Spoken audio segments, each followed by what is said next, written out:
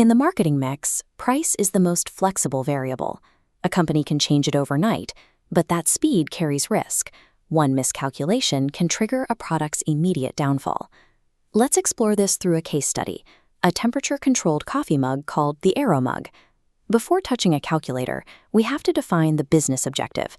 These objectives dictate every subsequent choice, from the retail channels we target to the manufacturing materials we select.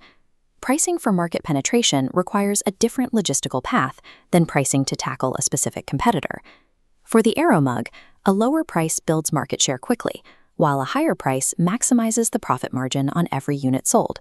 The organization's core goals must determine the pricing trajectory before a single calculation is made. Once the objective is set, we look at two distinct forces acting on the AeroMug's price: internal and external factors. Internal factors are controllable organizational elements. As shown here on the left, this includes management philosophy, manufacturing costs, and the specific brand image the company wants to project. External factors are uncontrollable environmental forces. These include total product demand, competitor reactions, and the overall health of the economy. For the AeroMug, this creates friction. We control the quality of our mug, but we cannot control a sudden hike in raw material costs or a competitor's aggressive price drop. Managers must align these controllable internal strengths with external realities to find a viable price point. Cost-oriented methods establish the price floor, the absolute minimum required to sustain the business. Break-even pricing identifies the specific point where sales revenue covers all fixed and variable costs. At this level, the company operates with zero profit or loss. To generate a surplus, we use target return pricing, where the goal is a specific level of return on investment, or ROI. The formula adds total costs to a desired ROI percentage of the total investment, then divides that sum by the expected unit sales. Let's apply this to the AeroMug. We have a $100K investment, 20% ROI, 50K costs, and 1,000 unit sales. 20% of 100K is 20K. Adding that to the 50K costs gives a 70K total requirement. Divided by 1,000 units, the price is 70.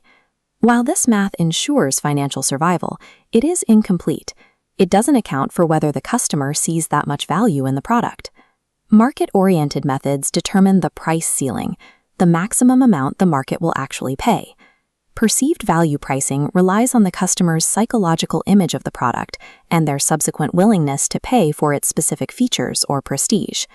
Going rate pricing uses major competitors as a benchmark.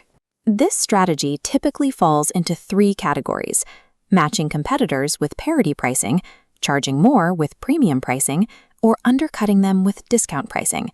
If the AeroMug offers unique technology, we might opt for premium pricing. If it lacks features found in leading brands, we would rely on discount pricing to stay competitive.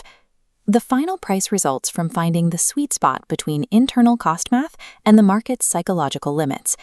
For large industrial or government contracts, companies use sealed bid pricing.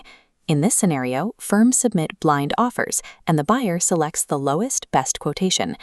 We also see differentiated pricing, where the same product is sold at different prices based on the customer segment, the timing, or the location.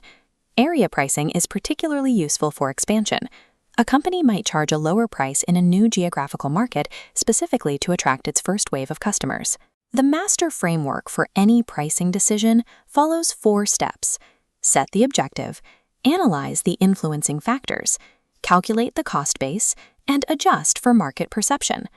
Effective pricing requires constant recalibration between a company's financial requirements and the evolving shifts in market reality.